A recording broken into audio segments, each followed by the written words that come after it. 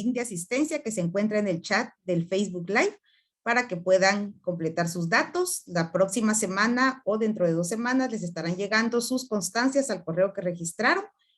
Y por favor, con 75% de asistencia, pues ya tienen derecho a su constancia. Así que muchas gracias. Hay muchos saludos en el chat de Facebook para los y las conferencistas, así que muchas gracias. Son bienvenidos sus saludos y sus buenos deseos.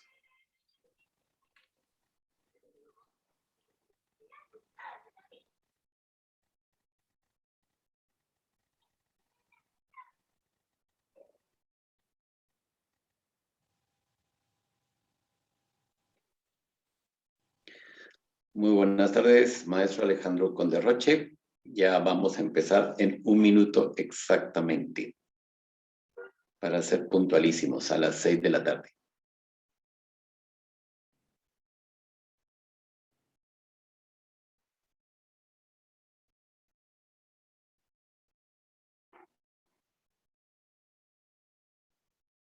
Esperemos a que se incorporen quienes por algún momento pueden conectarse en la última actividad de este 2 Encuentro Nacional de Historia con la modalidad a distancia debido a la pandemia. Entonces estaremos a punto de empezar para cumplir a cabalidad con el programa que se había planteado para este 2 Encuentro, que ha sido muy rico en ponencias, en conferencias, en coloquios.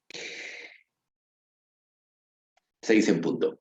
Muy buenas tardes a todas y todos. Bienvenidas y bienvenidos a esta última actividad del 2 Encuentro Nacional de Historia con la conferencia Fuentes para las Humanidades Históricas Jurídicas, la brecha económica, social y digital, que será dictada por el maestro Alejandro Conde-Roche, coordinador del área de Historia de la Escuela de Historia de la Universidad de San Carlos de Guatemala. El maestro Alejandro Conde-Roche es historiador, paleógrafo, archivista, con especialidad en tratamiento de documentación judicial del siglo XVI al XVIII, en el archivo de la Real Cancillería en la Universidad de Valladolid, España, máster en gestión de patrimonio cultural para el desarrollo de la Facultad de Arquitectura de la Universidad de San Carlos de Guatemala, egresado de la Escuela Iberoamericana de Archivos de la Subdirección de Archivos Estatales de España, licenciado en Historia,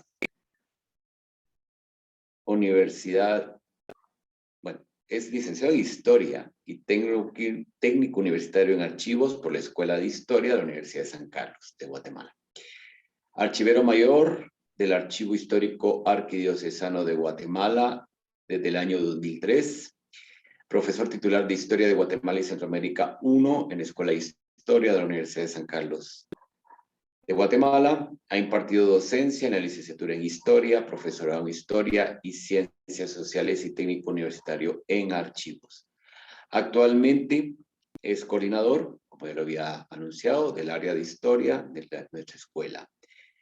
Coautor de los libros Memoria y Compromiso, La Iglesia del Bicentenario de la Independencia, tomos 1 y 2, Conferencia Episcopal de Guatemala, Sección Pastoral de la Cultura, año 2020-2021.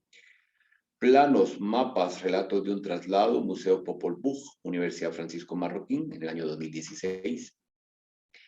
Ha publicado numerosos artículos en revistas especializadas sobre la historia del período hispánico en Guatemala y ha dirigido varios trabajos de tesis de grado en la Escuela de Historia de la Universidad de San Carlos y coordinado prácticas de gabinete de la carrera de Arqueología.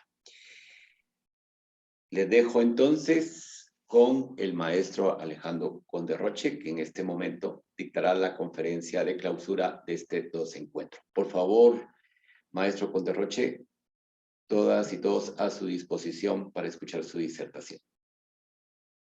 Muchas gracias, doctor Ángel Valdés. De verdad, es para mí un gusto y un honor poder compartir con ustedes en esta sesión de cierre de nuestro Encuentro Nacional de Historia Esta que en las palabras de apertura del mismo yo hacía referencia que es la fiesta de los historiadores guatemaltecos, y en esta fiesta pues a mí me ha tocado el honor de bailar la última pieza, ¿verdad? Y esta última pieza la vamos a compartir, la vamos a disfrutar y tratará sobre fuentes para las humanidades históricas jurídicas, tratando de hacer algunas consideraciones sobre la brecha económica, social y digital de las mismas. Como algunos de ustedes sabrán, y la gente de la historia, de la Escuela de Historia conoce, pues soy un hombre formado y hecho en los archivos. Y mi quehacer se desarrolla en buena medida en esos depósitos un tanto oscuros, pero que nos brindan la luz del conocimiento de la historia y la oportunidad de reencontrarnos con nuestra esencia.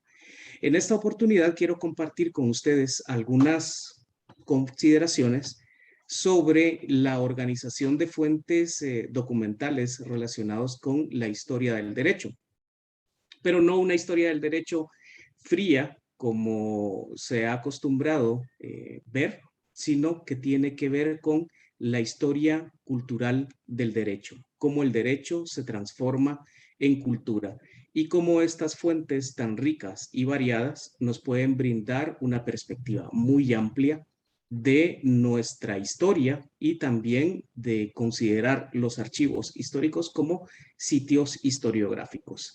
En esta oportunidad voy a compartir una,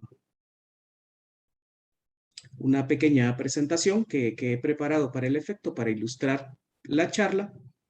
Y primero hay que ubicarnos en la problemática.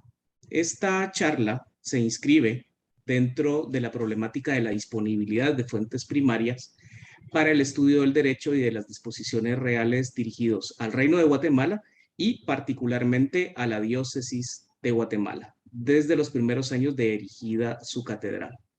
Es un campo en el que se ha indagado poco, pese a la importancia de conocer los temas que ocuparon la atención del rey y del Consejo de Indias, y que derivaron en comunicaciones documentales con los obispos y el cabildo eclesiástico, principalmente, pero también con los presidentes de la Real Audiencia y funcionarios de la corona. Estas disposiciones para ordenar, informar y encargar la atención de los problemas, particularmente de la Iglesia. Yo me he desenvuelto en archivística eclesiástica desde hace ya varios años. Ya muchos de nuestros estudiantes en la Escuela de Historia nacieron después de que yo empezara a trabajar en los archivos históricos, y eso me hace sentir sumamente viejo, he de confesarles.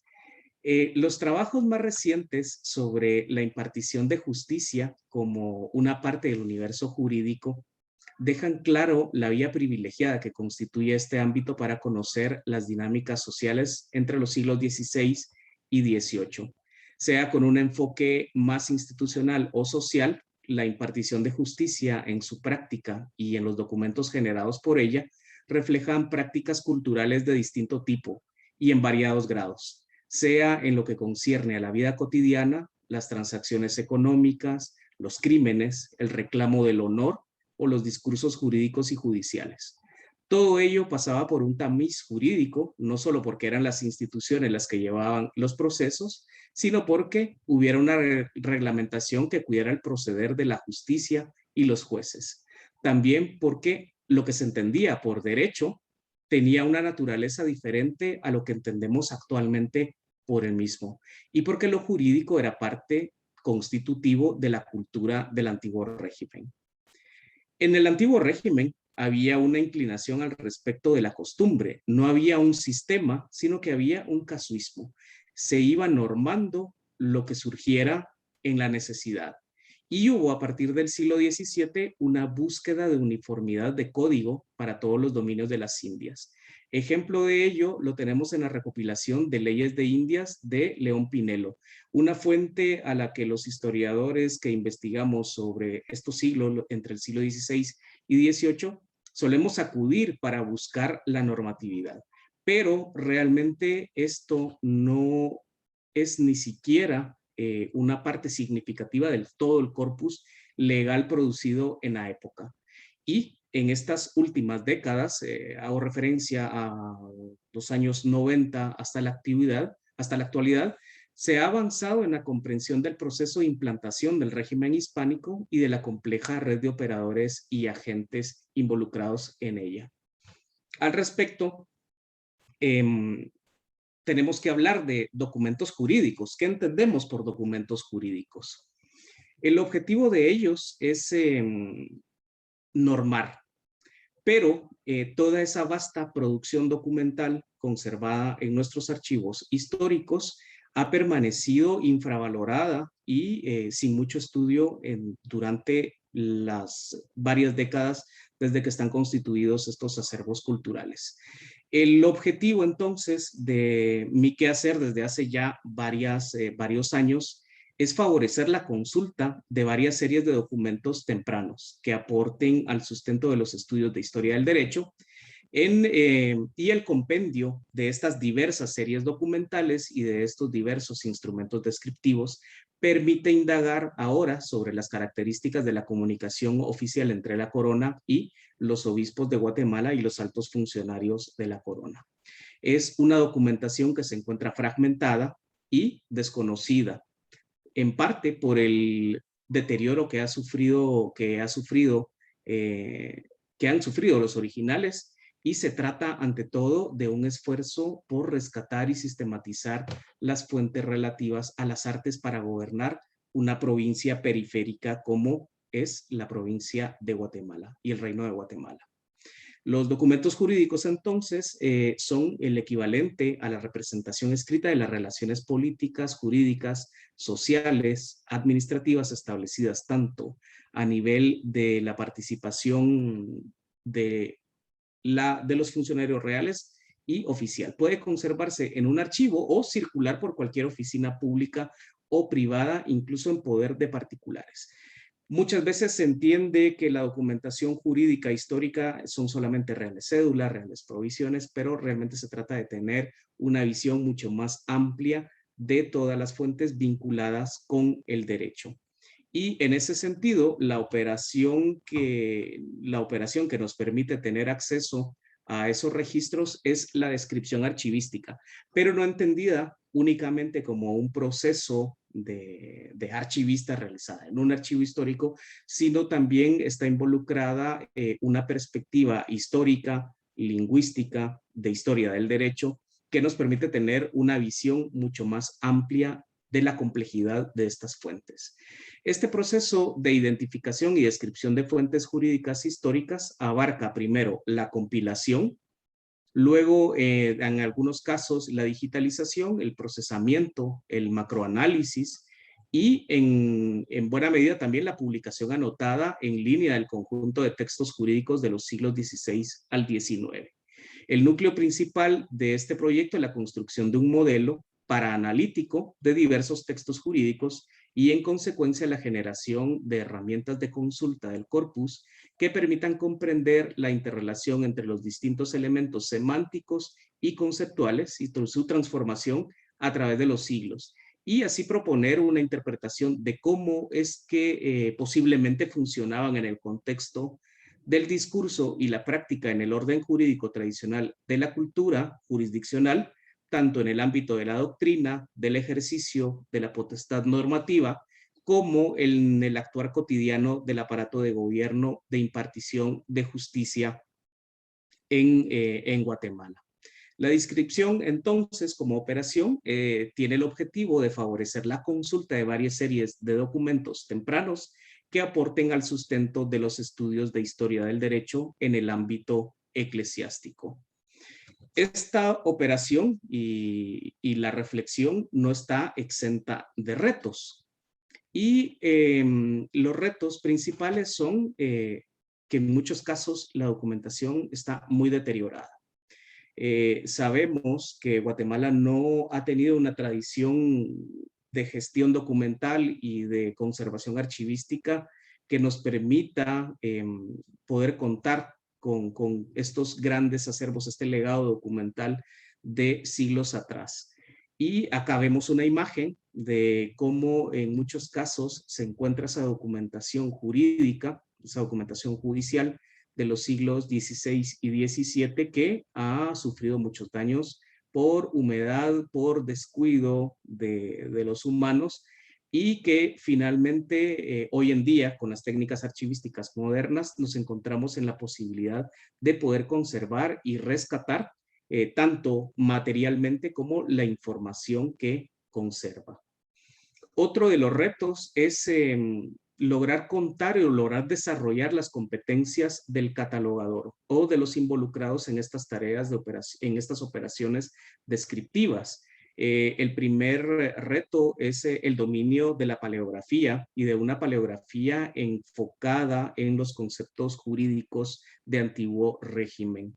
Y también la falta de espacios para compartir los contenidos. Actualmente, Guatemala no cuenta en ninguna de las instituciones académicas y archivísticas con ningún repositorio digital que permita compartir las descripciones de los documentos, así como reproducciones digitales de los mismos que favorezcan la consulta en línea.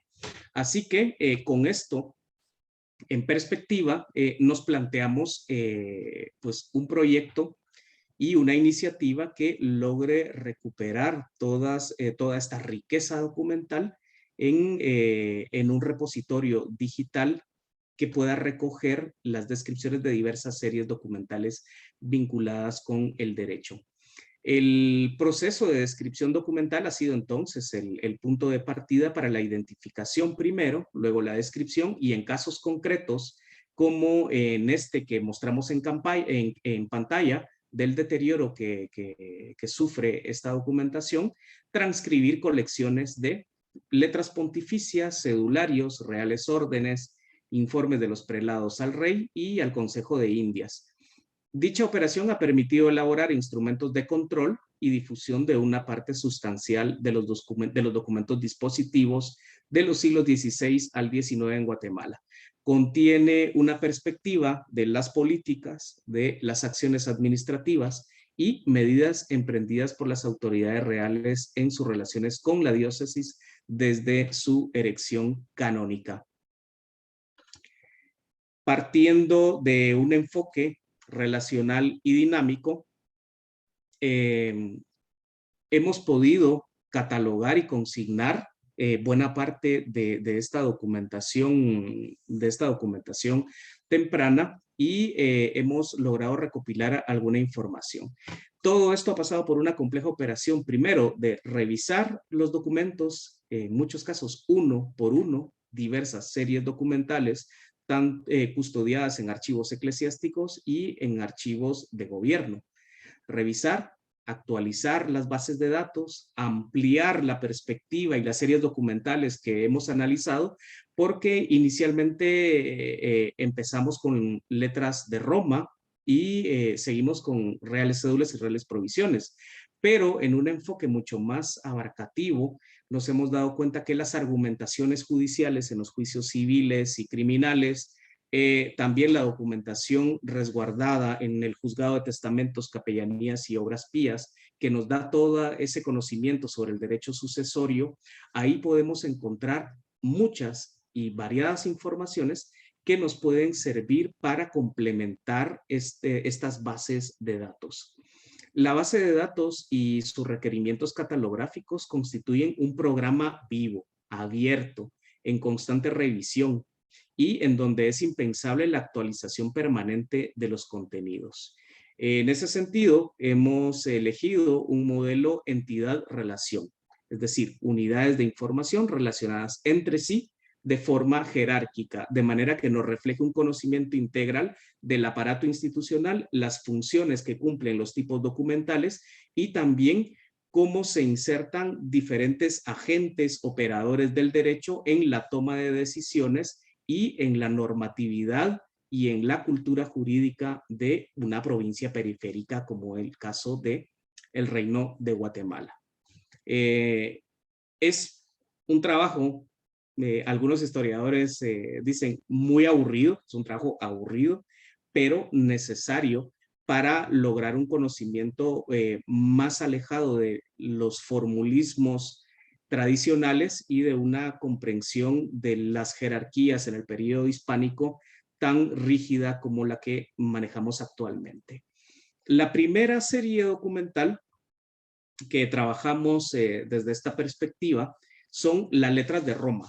Las letras de Roma están contenidas en 5 tomos custodiados en el Archivo Histórico Arquidiocesano de Guatemala, Francisco de Paula García Peláez, y hemos logrado identificar una tipología documental extensa, principalmente breves, edictos, diligencias, auténticas, pases de breve, bulas, certificaciones, concesiones, indulgencias, títulos y testimonios.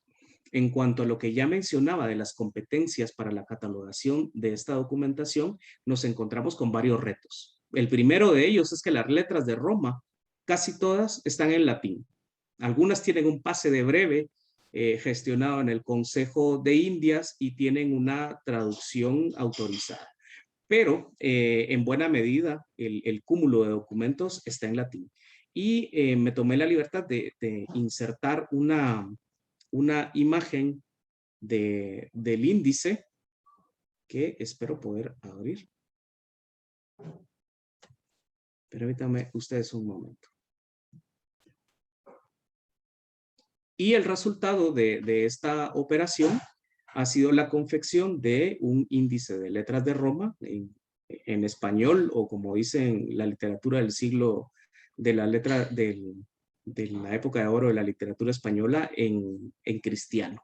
Y este índice de bulas breves y rescriptos que existen en el archivo del gobierno eclesiástico de Guatemala inicia en el año 1534. Inicia con la bula de erección de la Santa Iglesia Catedral del mismo año, y encontramos en uno de esos tomos a continuación breves de diferentes papas, concediendo rezos, obras, oficios a santos, que nos permite también reconstruir el calendario litúrgico que dotó de identidad cristiana a la ciudad de Santiago de Guatemala en primera instancia y al reino en su conjunto.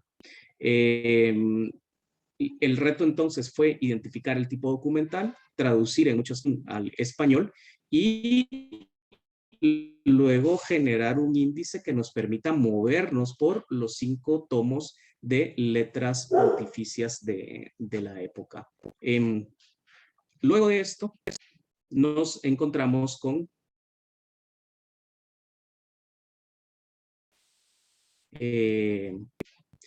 otras que tomó pues alrededor de 2 años, haciendo énfasis en que no fue únicamente a eso que nos dedicamos esos 2 años, sino que es el trabajo de los tiempos libres, ¿verdad? Es el trabajo que nos apasiona. Y otro instrumento descriptivo generado a partir de esa experiencia fue el catálogo de pergaminos.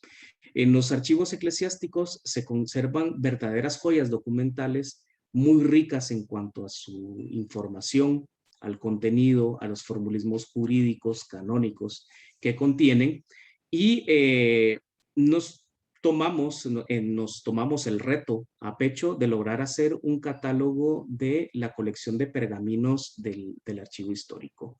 Y en ese sentido, la paleografía muchas veces tortuosa de estos manuscritos nos ha permitido formar un catálogo de alrededor de 600 registros de documentación que va de 1534 hasta 1950. Acá estoy haciendo referencia únicamente a una serie documental, un trabajo arduo desde diferentes perspectivas, desde los formulismos del derecho canónico, la paleografía, la historia eclesiástica, la lingüística, que nos permiten tener un acercamiento lo más, aunque ahora está casi desterrada el lenguaje de los historiadores, erudito posible, ¿verdad? Esto durante muchos años ha sido tatuado ha sido pues catalogado como pura erudición positivista, pero que realmente es un trabajo necesario para entender la trascendencia de estas fuentes documentales. Y en el caso de otras series, hemos confeccionado una ficha diplomática, ¿verdad? Porque se trata también de ir formando instrumentos que nos permitan homogeneizar las descripciones de las diferentes series documentales. Y en el caso de las reales cédulas, nos hemos inclinado por hacer una ficha diplomática. Recordemos que la diplomática es esta disciplina considerada auxiliar de la historia, pero que nos permite entender los documentos, entender su origen, su esencia, sus características físicas y también movernos por la data tópica, que es el lugar donde fueron hechos los documentos, la data cronológica, identificar esas dos dimensiones, tiempo y espacio, identificar posteriormente el otorgante del documento, es decir, la figura de autoridad que lo produce, los conceptos jurídicos involucrados, a quién van dirigidos y el asunto del que tratan los documentos. Luego, muy importante, la calificación diplomática, es decir, qué tipo documental es con el que estamos trabajando. Si se trata de un breve, de un rescripto, de una cédula, de una provisión, de un mandato, un mundum, una real orden, un edicto, etc. Es dotarle de identidad al documento. Luego, pasar al proceso de identificación de la ingenuidad documental. Es identificar o separar también, discernir si se trata de un original, de una copia, de un rescripto, o se trata de un traslado, una transcripción, una copia simple, etc. La materia escritoria, si el soporte es papel, es pergamino, vitela, etc. Las dimensiones físicas del mismo, una medida consignada en centímetros, el idioma en el que está escrito, el tipo de letra, si es itálica, es procesal, si es humanística, es cursiva, etcétera. Los signos de validación como sellos, firmas, rúbricas, signos especiales, y el estado de conservación, muy importante, ¿verdad? Si está en buen estado, está en regular estado o mal estado, que nos permite tomar algunas decisiones sobre la conservación preventiva o restauración de los documentos. Finalmente, identificar si hay bibliografía sobre el documento, si ha sido utilizado para la construcción de algún trabajo de investigación y las observaciones propias del proceso de catalogación. Toda esta serie de datos sobre los documentos, ¿verdad? Sobre las fichas diplomáticas, nos ha permitido trabajar los cedularios reales del Archivo Histórico del Arzobispado de Guatemala, producidos entre los años 1534 y 1821. Estamos hablando de 18 tomos de manuscritos e impresos que están actualmente catalogados, y les quiero pues compartir una imagen de dicho catálogo. Acá no están consignados todos los documentos, pero sí buena parte. Y esa ficha diplomática que les explicaba anteriormente, el resultado en un catálogo se ve así. Vamos a examinar una primera ficha. Es del año 1539, junio 26, Toledo, España. Identificamos al productor del documento, el rey Carlos I, rey de España, entre 1516 y 1556. Acá hacemos uso de diversas técnicas de identificación documental y de diferentes disciplinas auxiliares de la historia. En primer punto, la datación cronológica nos acerca a la cronología y luego identificar a quién va dirigido. El concepto jurídico es ordena a don Francisco Marroquín, obispo de Guatemala, entre 1534 y 1563, que intervenga para que los indios de la Verapaz no sean encomendados por los españoles para evitar el riesgo de su exterminio, según informe de Fray Bartolomé de las Casas. Asimismo, encarga que procure por el cumplimiento de esta disposición. La calificación diplomática es una real cédula, es una copia, en este caso, las dimensiones físicas del documento, que está en español, en letra humanística y en un buen estado de conservación, y luego los datos de localización del mismo. La asignatura es que está en el tomo primero, en el folio 1 de reales cédulas. Son varios miles de registros de reales cédulas contenidos en estos 18 tomos de cedularios. Vamos a salir de acá para continuar. Bien, este ha sido parte del trabajo con esta importante colección de reales cédulas entre el año 34 y 1821. Esta colección de cedularios fue organizada por el arzobispo Peñalver Cárdenas en el año 1804 y están contenidas en este tipo de soporte. Están casi todas en papel o en pergamino, pero fueron encuadernadas en 1804 y compendiadas en tomos forrados de pergamino. Y en estos tomos se hace referencia a las viejas partidas de la legislación castellana, en donde se resguardaban esas leyes para que las futuras generaciones tuvieran acceso a las disposiciones contenidas en las mismas. Aquí luego hay otra serie documental bastante numerosa para que veamos un ejemplo de la documentación contenida en archivos, en archivos públicos. En este caso, en el Archivo General de Centroamérica están contenidos 21 tomos de reales órdenes custodiados en el AJCA.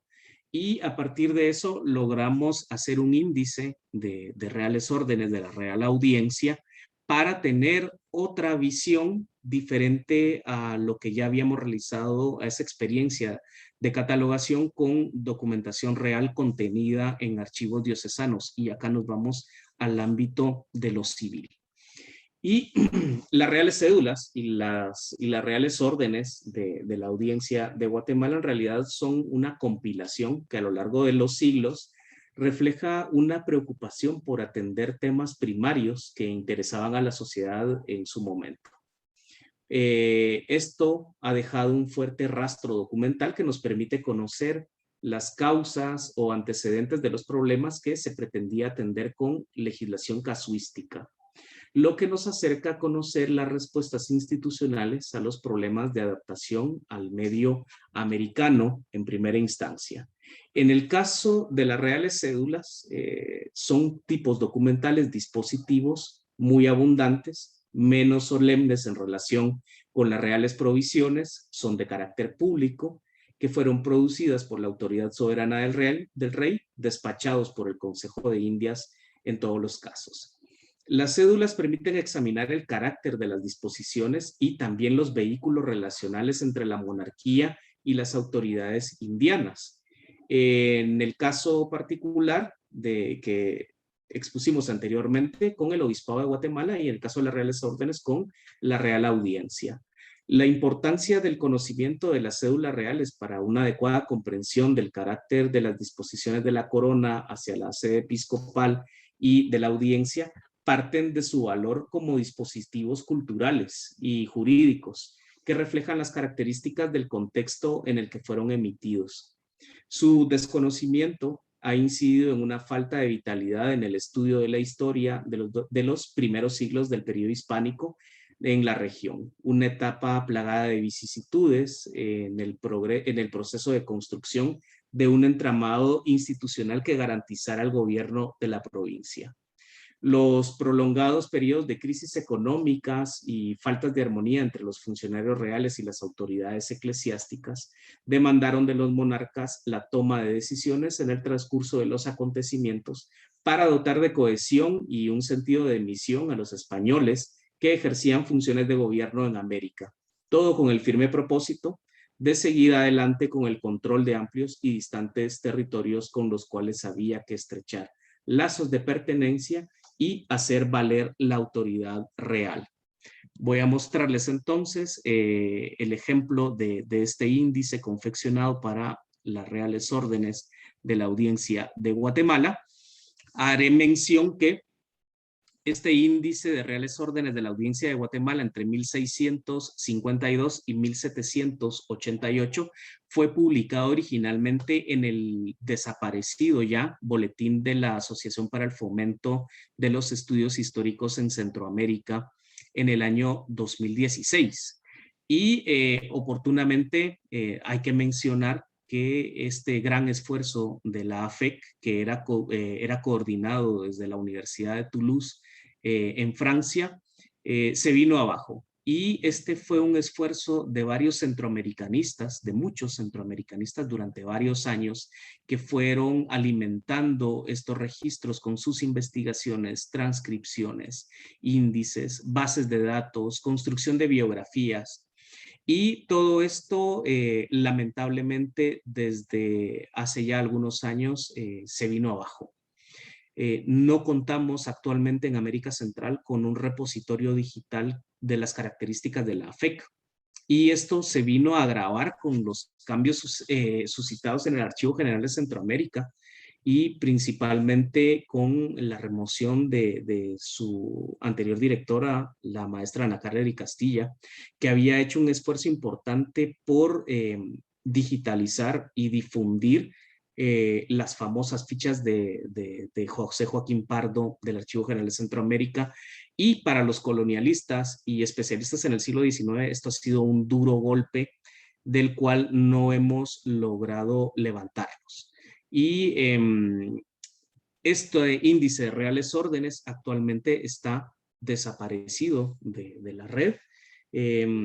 Hemos empezado algunas pláticas ya con el coordinador del Instituto de Investigaciones Históricas de la Escuela de Historia, el doctor José Cal, para lograr montar todos estos recursos, estas fichas descriptivas de digitalización de documentos jurídicos en un repositorio por parte de la Escuela de Historia. Espero que de verdad logremos encontrar los apoyos necesarios para lograr echar adelante esta iniciativa.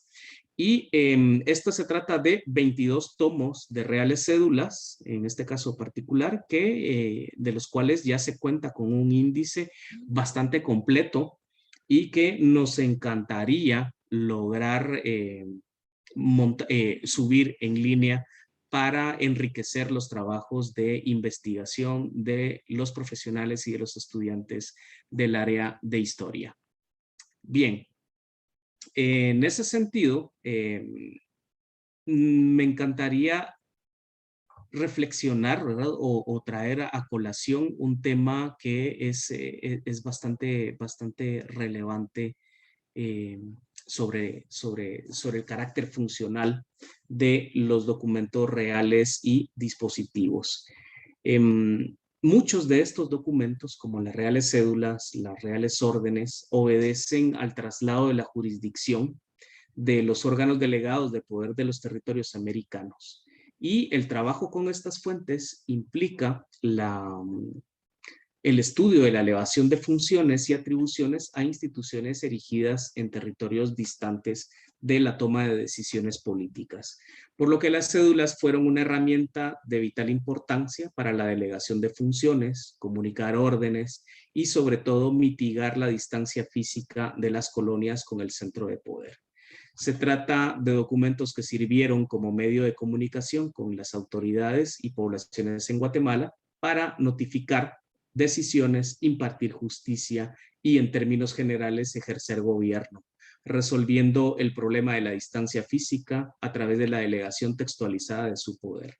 Razón por la que resulta sumamente útil acercarnos a las fuentes primarias para conocer las relaciones de poder y la circulación de la información en una época en la que las comunicaciones transoceánicas requerían varios meses. La administración imperial requirió de enormes cantidades de documentos que debía conocer, redactar, procesar y despachar. En dicho proceso podemos acercarnos a las pretensiones, logros y alcances del proceder administrativo de la monarquía durante el periodo hispánico en América, en el caso concreto que estamos analizando, Guatemala. Los documentos dispositivos reales van más allá del discurso están encuadrados dentro de la tradición documental, legislativa y filosófica de la monarquía hispánica, en un periodo en el que era potencia dominante de Europa.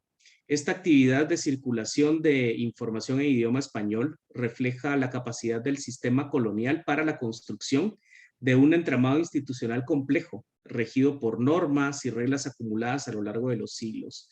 Adquiere especial relieve la influencia de los escritos pontificios en la revisión de antecedentes y la construcción de argumentos fundamentados en los concilios, especialmente el tridentino y en diversos tipos documentales como bulas, breves y todo lo referente al Real Patronato. El negocio indiano solo tuvo como medio de transmisión dos tipos diplomáticos. Uno, revestido de solemnidad, que se refleja fundamentalmente en su intitulación y en su validación. Nos referimos a la Real Provisión. Y otro, en que las formas de estilo y las solemnidades quedaron reducidos al mínimo, que es la Real Cédula.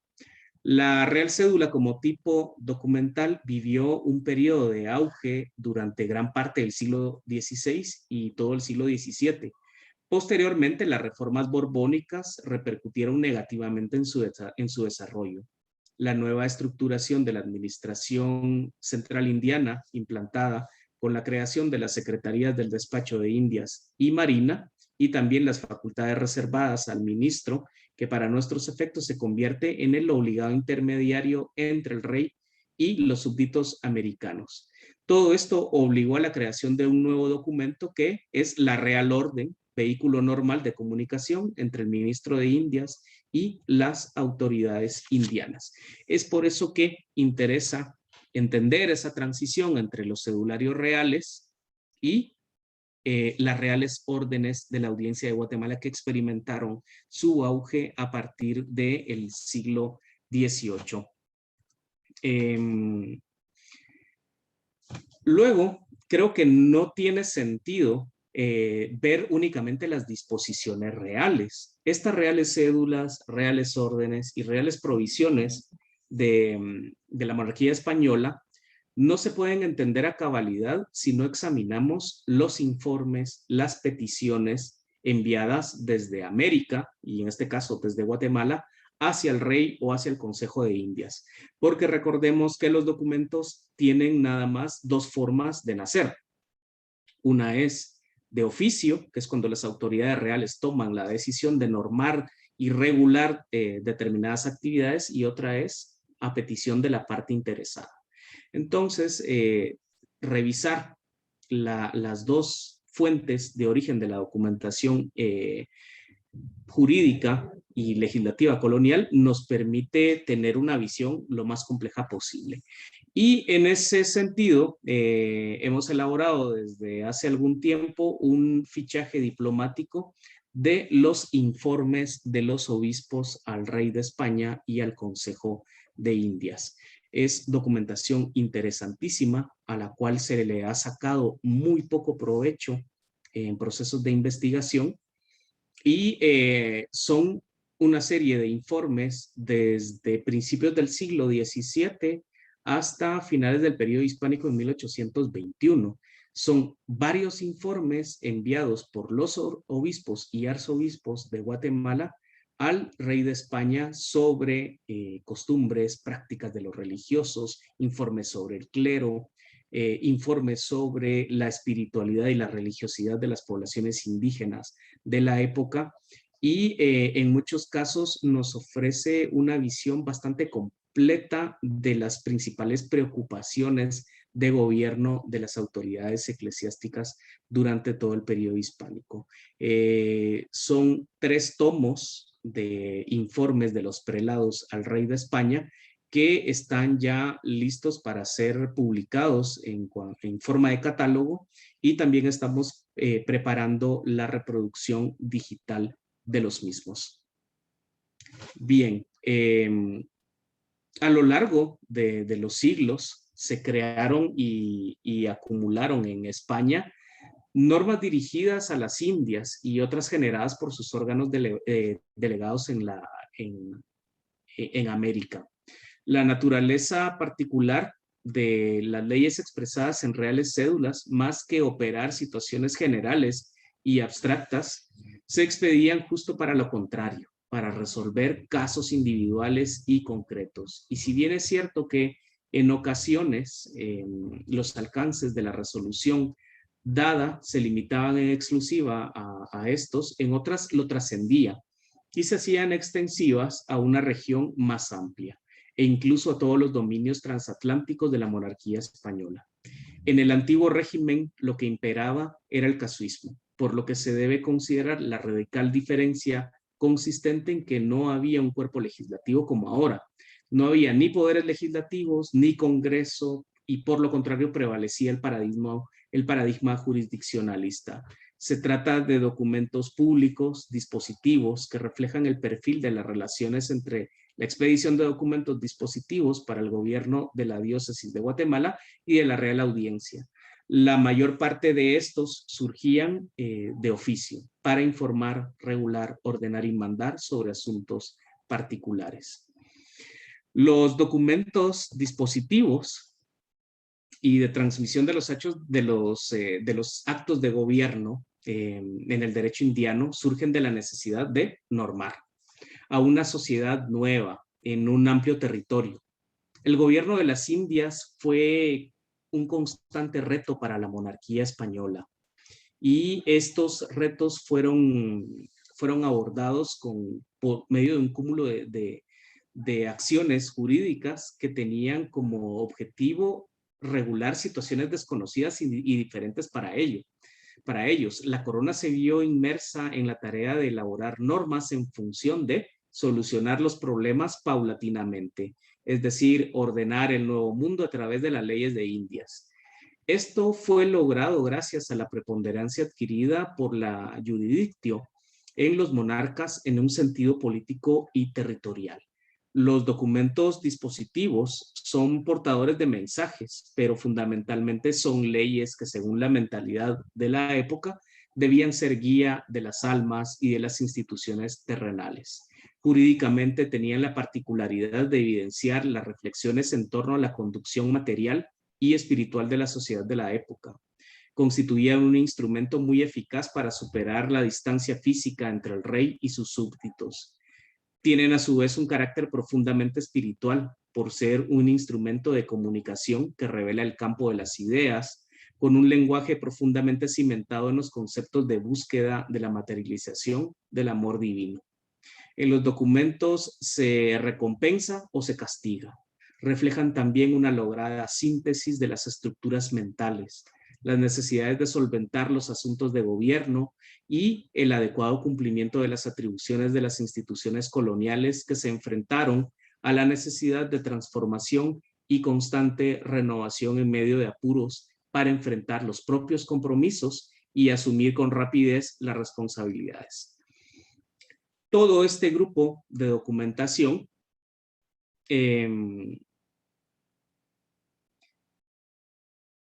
es muy compleja y es muy probable que no se actuara sin antes analizar detenidamente cada caso y las consecuencias de actuar de determinado modo.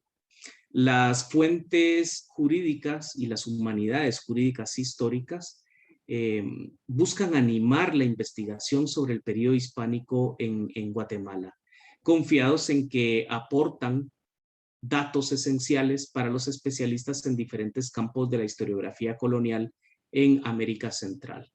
Es un proyecto que presenta nuevos retos para la investigación a partir de las relaciones documentales evidenciadas y su interrelación orgánica que permite apreciar las diferentes perspectivas de la realidad colonial que requieren aún de esfuerzos de búsqueda y construcción de explicaciones sobre los procedimientos administrativos que dotaron de unidad y sentido de afirmación en la larga duración.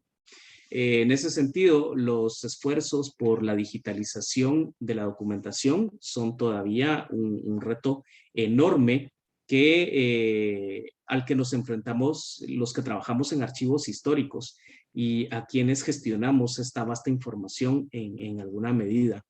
Creo que nos permite avanzar en el proceso, contar ya con descripciones diplomáticas, con descripciones apegadas a la normatividad internacional, principalmente la norma internacional de descripción ISAT-G y de registro de autoridades e instituciones, la ISAAR-CPF.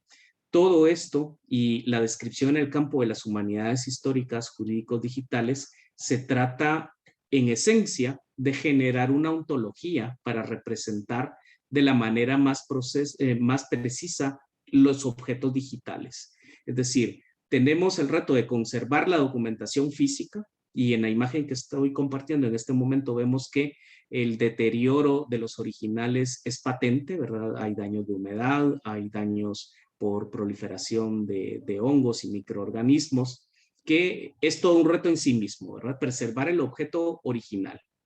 Pero la captura digital de esta documentación nos puede llevar a otro nivel de difusión de la documentación a partir de la construcción de registros apegados a las normas internacionales de descripción documental y con una reflexión histórica sobre las implicaciones de esta documentación y sobre lo que refleja en cuanto a las relaciones sociales que la produjeron en un determinado lugar y momento.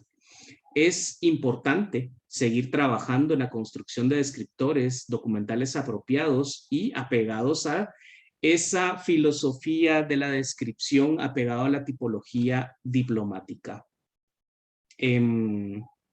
Algunas reflexiones que hay que hacer sobre el tema van encaminadas en que las fuentes las fuentes históricas, jurídicas, como las reales cédulas, las reales provisiones, no terminan ahí.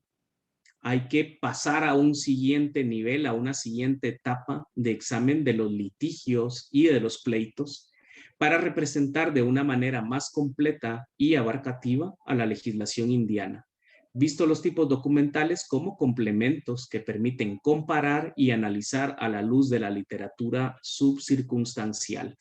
En ese sentido, no nos hemos quedado quietos y hemos empezado a trabajar con un catálogo bastante profundo sobre series de juicios civiles y criminales, primero en archivos eclesiásticos y también sobre testamentos, capellanías y obras pías para conocer el contenido de la documentación judicial, es decir, cómo se construyen los expedientes, cómo se construyen y documentan los argumentos judiciales, cómo se litigaba, cuál era el conocimiento de la filosofía, del derecho, de los tecnicismos que dominaban los operadores jurídicos o estas enormes redes de oficiales que acudían al sistema de tribunales civiles y eclesiástico.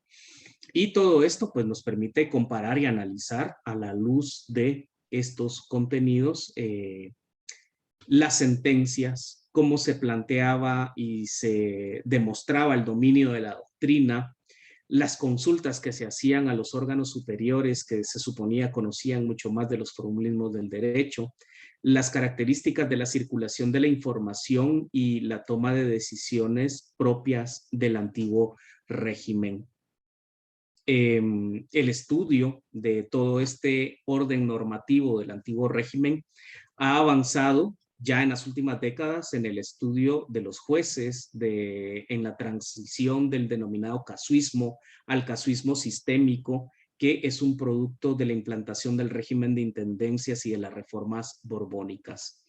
Los trabajos más recientes sobre la impartición de justicia como una parte del universo jurídico dejan claro la vía privilegiada que constituye este ámbito para conocer las dinámicas sociales entre los siglos XVI y XVIII, sea con un enfoque más institucional o social.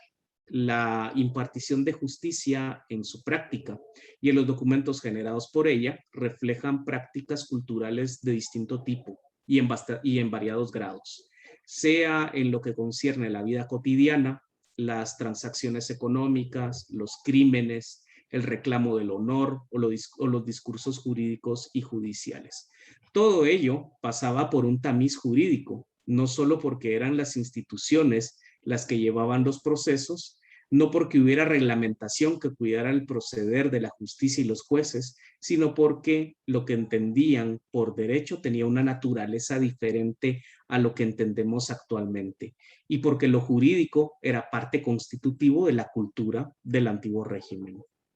Una segunda consideración en esa línea es que la legislación indiana para Guatemala es todavía muy desconocida, hasta el punto que prácticamente se abandonó su estudio por la prevalencia de un discurso que le ha considerado un mero instrumento para dominar a los estamentos subalternos durante todo el periodo colonial, o una aproximación más atenta, y una aproximación más atenta puede revelar los matices de una historia mucho más compleja y de unas relaciones con la metrópoli que requieren un análisis profundo.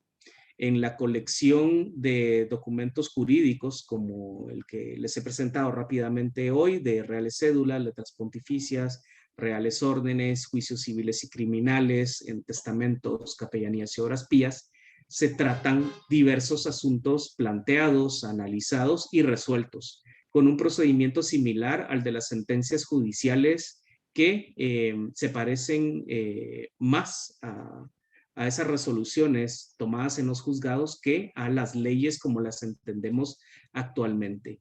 Y más allá de reflejar los problemas concretos, tienden a señalar modelos a los cuales la sociedad se debía adecuar.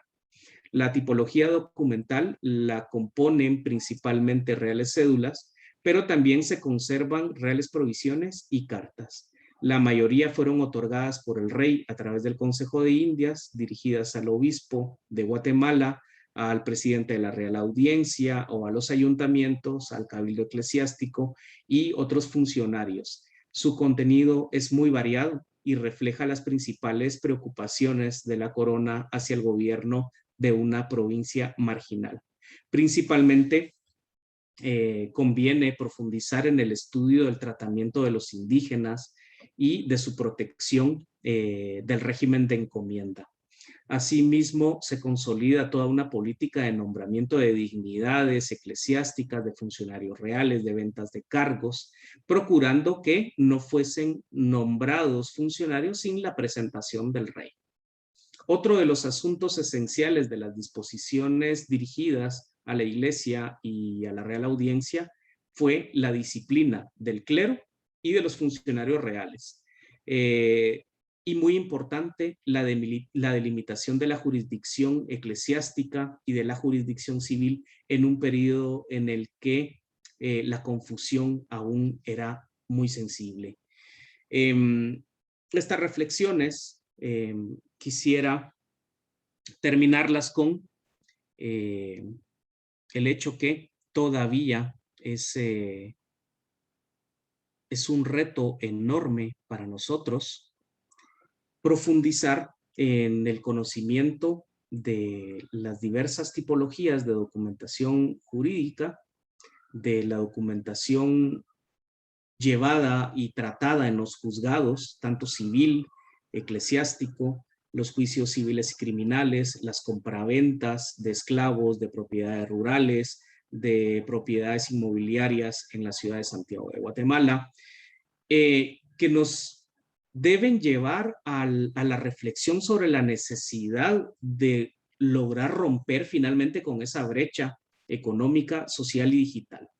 Es necesario destinar recursos para la organización documental, su investigación a profundidad y a conciencia, también en la formación de profesionales que sean capaces de sacar cada vez más información de estas fuentes documentales para nutrir nuestros estudios históricos. Y acá una reflexión y una crítica, no es que sea una queja, sino que vale la pena traer a colación un tema. Y es que durante muchos años, durante ya varios años en la Escuela de Historia, existe la carrera del técnico universitario en archivos, en la cual yo he sido docente desde hace ya varios años. Y tradicionalmente hemos sido tratados como el hijo tonto de la familia, ¿verdad? Ese hijo tonto que está ahí, pero no se le quiere mucho y no se siente muy orgulloso del mismo, ¿verdad? Entonces, merece la pena realmente en una sociedad como la guatemalteca tan necesitada de profundizar y de estudiar sus raíces históricas, su constitución jurídica, su cultura, su naturaleza, las vinculaciones entre los diferentes estamentos de la sociedad, ¿verdad? Porque se trata de una sociedad diversa en la cual merece la pena reflexionar a profundidad. Una carrera como el técnico universitario en archivos, que trabaje de la mano con una licenciatura en historia y que promueva trabajos de largo aliento a través del Instituto de Investigaciones Históricas, puede darnos muchísimas luces y verdaderamente marcar una ruta hacia el desarrollo de la historiografía guatemalteca. Lo que he hecho acá nada más es presentar flashazos, ¿verdad?, de trabajo con diferentes series documentales, una reflexión sobre la importancia que tiene para la historiografía la teoría contrastada con fuentes, pero a la luz de una reflexión profunda y nutrida desde el ámbito académico, y para esto la Escuela de Historia ofrece un excelente espacio. Como les dije al inicio de la charla, en esta fiesta de los historiadores guatemaltecos a mí me ha tocado la última pieza, por lo cual me siento enormemente agradecido. Hemos tenido unas jornadas bastante extensas, cansadas, pero realmente resulta motivador ver que se está trabajando en diversos ámbitos de la historia en Guatemala, y que más que detenernos por lo complicado de las circunstancias actuales, se trata de un gremio vivo, activo, y que está consciente de su compromiso para la construcción de conocimiento y difusión de las disciplinas históricas en Guatemala. Así que no me resta nada más que agradecer por la oportunidad del espacio de esta charla de cierre, y pues decirles siempre a todos que la Escuela de Historia es su casa, y pues que tengan una muy feliz tarde. Muchas gracias.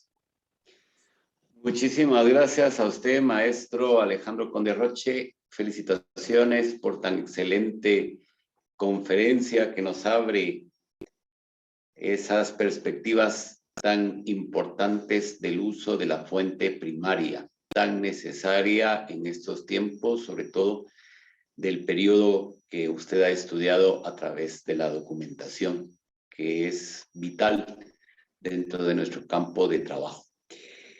Como usted bien lo apunta, con esta conferencia terminamos este 2 Encuentro Nacional de Historia, que estuvo marcado por momentos duros aún en el transcurso de la celebración de este evento. El día de ayer, con la muerte de Mario Roberto Morales, un intelectual, literato, académico, que aportó tanto a nuestra Escuela de Historia y que nos ha dejado a todas y todos consternados con la noticia de su fallecimiento.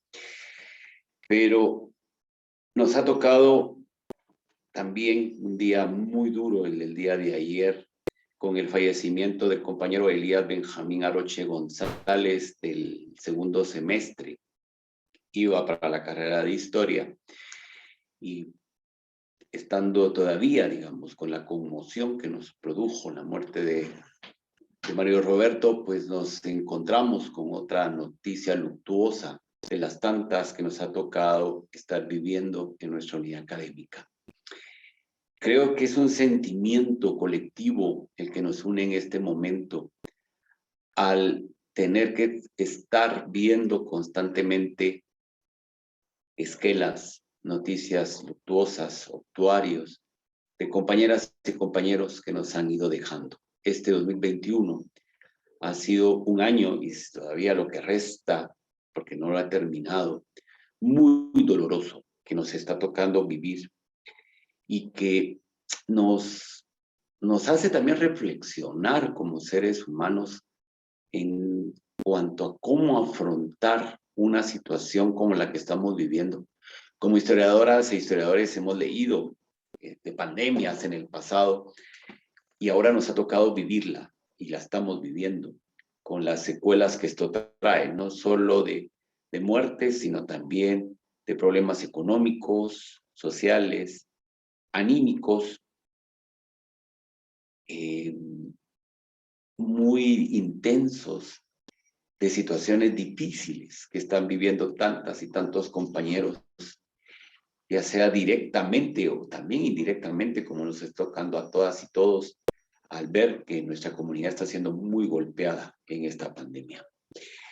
Así es de que nos ha tocado vivir un 2 Encuentro Nacional de Historia en este ambiente. Y bueno, le hemos logrado superar en el sentido de llegar a este final del evento. Hace un año, en el departamento de posgrados, se hizo una actividad titulada Reflexiones sobre el Bicentenario, en preparación a lo que iba a venir para este año, y ahí fue cuando surgió la idea de celebrar este 2 Encuentro en esta fecha, justo en la semana del 15 de septiembre. Supuso un reto porque, como ustedes sabrán, en la Universidad de San Carlos gozamos de asuetos, de 2 asuetos por el 15 de septiembre, el 14 y el 15, y hoy, que es el Día del Humanista, saludo y envío un caluroso y afectuoso abrazo a todas las colegas y los colegas que hoy celebramos nuestro Día del Humanista, y por tanto también gozábamos de asueto, pero el área de historia hizo un enorme esfuerzo en haber logrado sacar adelante un evento precisamente en una semana donde teníamos estos asuetos oficiales. Quiero felicitar al comité organizador por este evento tan lleno de conferencias valiosísimas que nos dieron muchísimas luces y ánimos en nuestra actividad como historiadoras e historiadores, ponencias que también nos abren nuevos horizontes hacia la búsqueda de otras perspectivas necesarias para el abordaje de nuestra disciplina. Y quiero concluir otorgándole un diploma de reconocimiento al maestro Alejandro Conde Roche por su participación en esta conferencia final, y también mi agradecimiento por haber organizado este encuentro. El diploma dice así: Universidad de San Carlos de Guatemala, Escuela de Historia, 2 Encuentro Nacional de Historia, titulado Enseñar y escribir historia en el Bicentenario, una mirada crítica. Otorga el reconocimiento al maestro Alejandro Conde Roche por su participación como conferencista con el tema Fuentes para las Humanidades Históricas Jurídicas, la brecha económica, social y digital. Firman el mismo el doctor José Cal Montoya como coordinador académico del 2 Encuentro Nacional de Historia y su servidor como director de la Escuela de Historia. Muchísimas gracias, maestro Alejandro Conde Roche, por esta magistral conferencia de cierre y también por todo el trabajo desarrollado para la organización y final feliz de este 2 Encuentro Nacional de Historia. Muchísimas gracias a todas y todos los que siguieron estas jornadas maratónicas de 4 días y quedan convocadas y convocados a nuestra próxima actividad que tendremos para analizar la Revolución de Octubre, del 20 de octubre de 1944. Y con eso tendríamos nuestro cierre de actividades académicas de este segundo semestre que se nos está yendo también muy a prisa.